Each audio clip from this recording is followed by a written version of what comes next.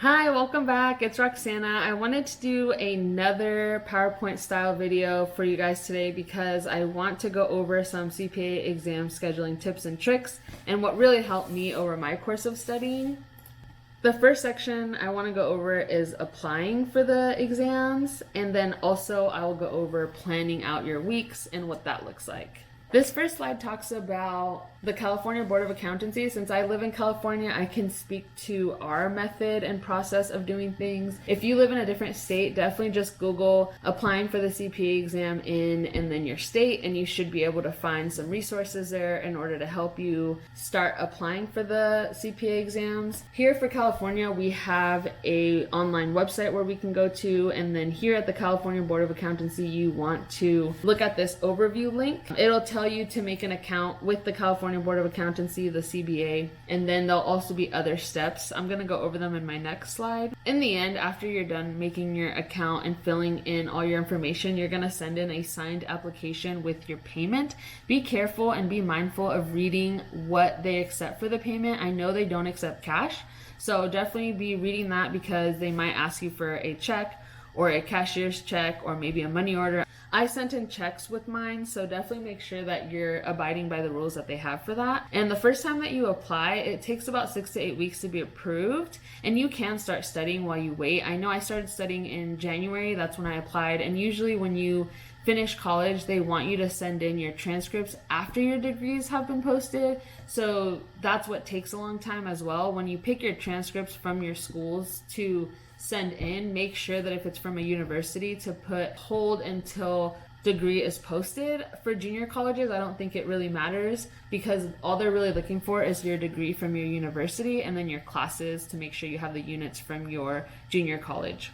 So I graduated Sacramento State December of 2018 and I applied January of 2019, and then I was able to choose and select my exams by March. I had to wait till the beginning of March, which was about 8 weeks from the time that I applied, since I waited until after college graduation to apply because I knew that it would take time for my grades to post and then my degree to post, so definitely be mindful of that. And then I ended up taking my exam in May, so it's okay to start studying beforehand. Just plan for that time that you're studying and that this is going to take for your application to go through. It's faster for future applications, so when I did not pass FAR May of 2019, I reapplied and then was able to take it in September. So it usually takes like 1 to 2 weeks once you have to reapply for another exam if that's the case. Or in the future, if you've already finished with the exams on your application, it's not as long when you're reapplying. Here are just some snippets of the overview tab that I was talking about earlier. So here you want to be able to qualify for the exam. So take a look at the top left box, and then on the right hand side, it has CPA exam quick tips. And so here I wanted to show this because the little chart at the bottom talks about making an account, completing your application, printing and signing, and then mailing in your application fee. On this slide, I talk about what you do after you're approved to sit. So once you're approved to sit, then you can go to the California Board of Accountancy on their exams tab. They will have a place where you can select exams. I would recommend selecting 2 exams per application on this step, just so that you have time to retake the first one if you need to between the two. And this goes because of this 9-month window that you have. Once you pay for the exams, you have to take them within 9 months. So here, the way that I did it is in March, I paid for FAR and regulation. I took FAR in May, did not pass, had to resubmit an application. That's another $50. The first application fee is $100. And then once I reapplied, I retook FAR in September, and that way I had 3 months after that to study and take regulation.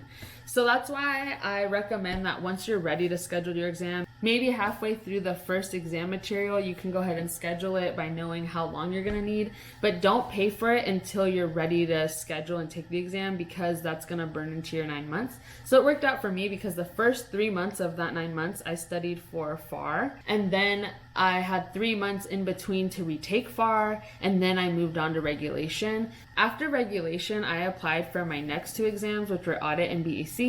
That just gives you time to retake an exam if you need to before your payment expires at the end of the 9 months.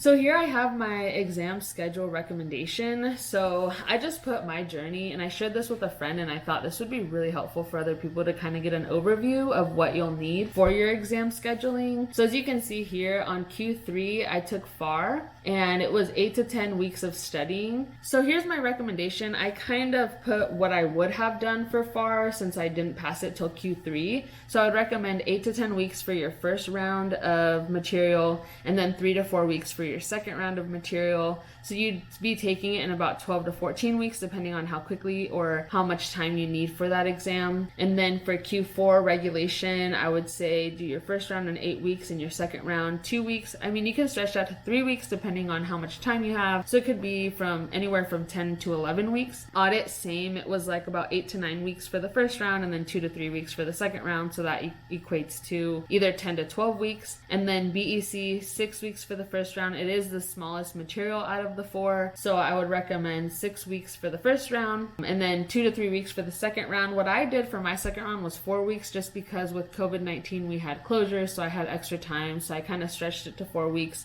and was able to go back and review as much as I could. So I would say for BEC's plan about 8 weeks.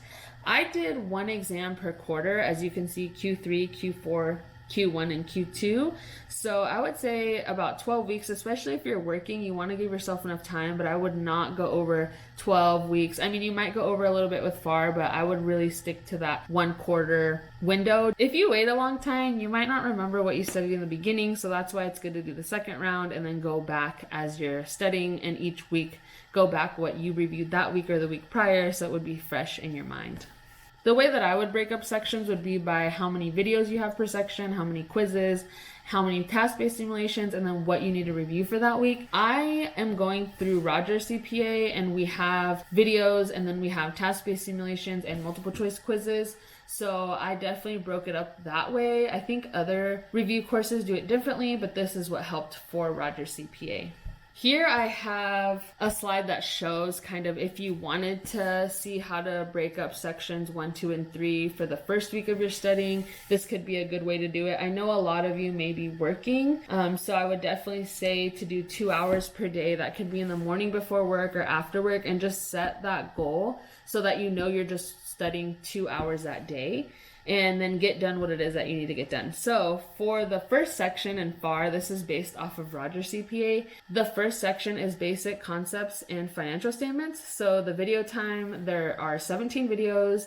It's about 3 hours and 40 minutes, and I broke it up between Monday and Tuesday. So Monday you would be doing videos 1 through 6, and then Tuesday you'd be doing videos 7 through 17. And I did it based on the 2 hours of study. Now, for the videos, I speed it up. Instead of doing 1 times fast, I do about 1.7 times fast. You can kind of play with it and see if you can do it a little bit faster. And if you can, then these days will be less studying for you, but it'll be that amount of studying. So instead of doing it in 2 hours, maybe you can hit an hour and a half or 1.75 hours. So you save a little bit of time when you speed up the lectures. Definitely try it out and see if it's for you. I didn't do this for FAR, but it really helped for regulation, audit, and BEC when I was going through those videos. So going on to Wednesday, I looked at the quizzes, and so Roger has a target on their Smart Path that says if you go through 67 questions and hit a certain percentage, then you can move on to the next one. For your first round, just hit the amount of questions they want. Don't worry about the percentage. It's going to be low, especially for me. I mean, it had been so long since I had worked on these different sections, so definitely just hit the Smart Path goal and then move on. That way you can go back and keep reviewing maybe missed questions or other questions, and then your second time through is when you're going to be able to hit those goals. I recommended 2 quizzes for 2 hours on Wednesday, and then 2.5 quizzes for 2 hours on Thursday. So you can just adjust it to how you feel is best. I just think 2 hours when you're working an 8 to 10 hour day is doable. I think when you try to hit like 4 hours, it's too much on a work day. So definitely change this to how your work day looks. For Friday, I started videos 1 through 6 for section 2.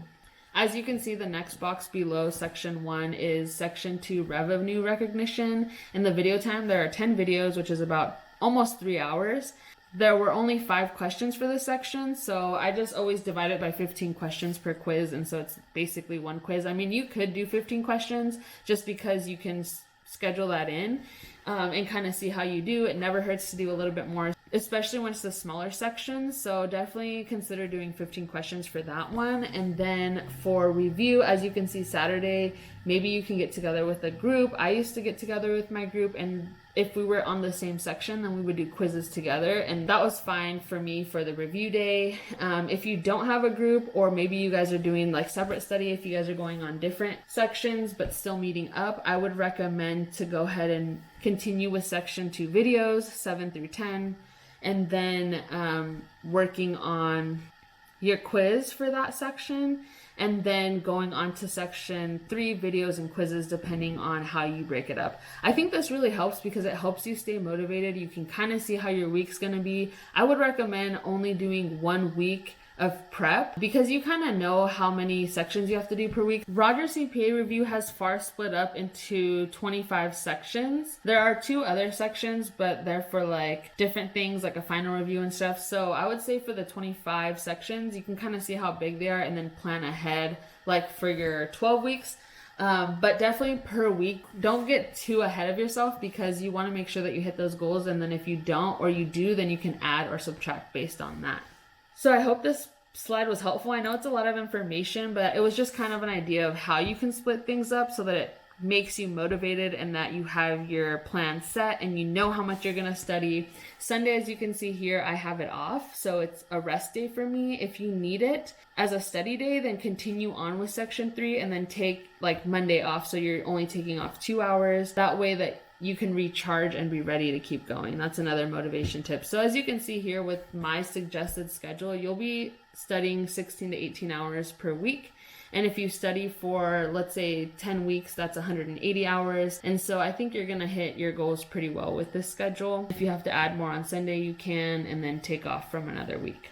Other ways that you can prepare for the exam are to watch my other videos. Go to my channel. Here I put in some pictures of the ones that I have just in case you're interested. You can go to my channel and access these videos, and I upload every Monday, so keep an eye out. Definitely leave a comment below if there's something that you don't see on my channel that you'd like me to make a video on. Thank you for watching. Please give my video a thumbs up if you like this style, and share my video with your friends or colleagues who also need help with starting studying, or if they need help with planning or budgeting their weeks. And I'll see you on the next video.